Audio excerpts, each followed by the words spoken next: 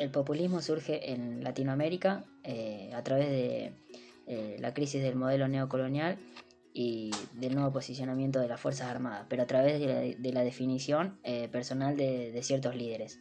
Estos personajes carismáticos eran una figura que personificaban a la nación y sus deseos e intereses. Estos líderes proponían generalmente democracias sociales antes que políticas. Este modelo permite rescatar aspectos del socialismo, del fascismo y del liberalismo. Se denomina populismo a diferentes realidades, propuestas o estrategias políticas, económicas, sociales y culturales que proponen defender los intereses generales de la sociedad a fin de establecer un bienestar común de la totalidad de los ciudadanos. Estas propuestas pueden derivar tanto de representantes de partidos políticos de derecha, ultraderecha o de izquierda. Con esto quiero decir que no existe un movimiento político autoproclamado populista, sino que cualquier tipo de agrupación política puede tomar esta postura. Y como sabemos, en Latinoamérica existieron 3 grandes casos de populismo: Argentina con Perón, México con Cárdenas y Brasil con Getúlio Vargas. Yo me centraré en la figura de este último. Getúlio Vargas nació en la ciudad de São Borja, en Brasil, en 1882, proveniente de una familia acomodada y con gran tradición en la política brasileña. A los 16 años se alista en el ejército, pero sin embargo, años más tarde cambia de decisión y se matricula en la Escuela de Derecho de Porto Alegre. A partir de la década del 20, la vieja república comienza una etapa de crisis socioeconómicas debido a la desigualdad de las clases elitistas con las clases obreras. Se puede decir que Vargas es el padre del populismo en Brasil. En el año 1922 fue elegido diputado del Congreso. 4 años más tarde fue nombrado ministro de Finanzas por el presidente Washington Luiz Pereira. Y en el año 1928 fue nombrado gobernador de Río Grande do Sul. Con este cargo de gobernador se lanzó como candidato a la presidencia de Brasil en 1930, aunque fue derrotado por su oponente Julio Prestes. Después de este momento es cuando empieza su tiempo de mandato. Vargas logró aceptar su derrota con Prestes, pero al poco tiempo de la confrontación electoral se da una revuelta que lo llevó a la jefatura del Estado.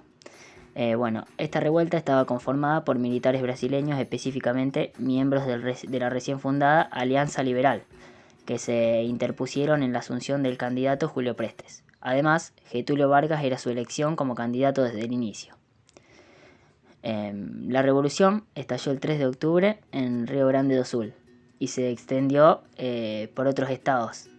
En cuestión de 21 días, el presidente Julio Prestes ya había sido depuesto. El 3 de noviembre, un mes después, fue puesto como presidente provisional, caracterizándose por sus políticas conciliadoras entre conflictos entre las oligarquías estaduales, creando de esta manera ministerios de trabajo, industrias y comercio. Permaneció en el poder durante más de 15 años. En este tiempo tuvo 4 etapas de presidente, empezando por el gobierno provisorio, que va desde 1930 hasta 1934. A su vez, en 1932 se desata una revolución constitucionalista en donde el pueblo exigía elecciones y la formación, de una asamblea constituyente. Desafortunadamente este movimiento fracasó, pero dio paso al inicio de un proceso de democratización. De 1934 al 37 se establece un gobierno constitucionalista, instaurándose un ordenamiento político con bases representativas que el país jamás había experimentado. Se eligió por voto indirecto a Getúlio Vargas como presidente, ya que la asamblea que lo eligió fue moldeada por el mismo Vargas y estuvieron presentes solamente sus partidarios. Durante este tiempo, Vargas se deshizo de las principales fuerzas políticas de izquierda y derecha y estableció una dictadura llamada Estado Novo. El gobierno Estado Nuevo comenzó en 1937 y convirtió a Vargas en el primer presidente brasileño con la totalidad del poder absoluto, digamos. Este tipo de gobierno estuvo inspirada por los gobiernos fascistas de Salazar en Portugal y Mussolini en Italia. Vargas mandó a la cárcel a los opositores y censuró a los artistas y a la prensa. En ese momento, el gobierno se hace sentir en todas las instancias a través de un aparato técnico burocrático llamado Departamento Administrativo de Servicios Públicos. A veces se utilizaba también a las masas trabajadoras para la realización de actividades propagandísticas. En 1942, Brasil se unió con Estados Unidos, donde acordaron la financiación para la primera planta siderúrgica brasileña, a cambio del permiso de instalaciones de bases estadounidenses militares en Natal.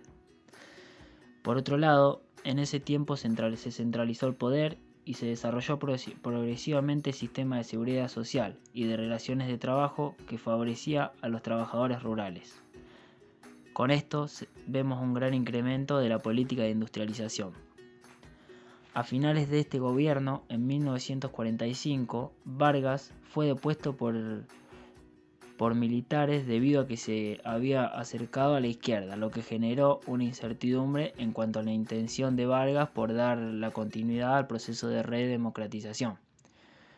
Años más tarde, en 1951, volvió a gobernar gracias al voto directo. Durante este periodo se inicia una crisis económica en donde se manifestó la inflación y un grave déficit fiscal. En el año 1954, por último, Vargas se termina suicidando. Algunos dicen que fue a causa del nuevo golpe militar, el cual lo derrotó. Otros lo acusan por el asesinato de un periodista opositor. Bueno, para resumir, podemos definir a sus primeros 3 tipos de gobierno como dictaduras autoritarias. La única vez que se considera que su gobierno fue legítimo fue cuando fue elegido democráticamente, es decir, cuando se tuvo en cuenta la opinión y la elección de los ciudadanos brasileños.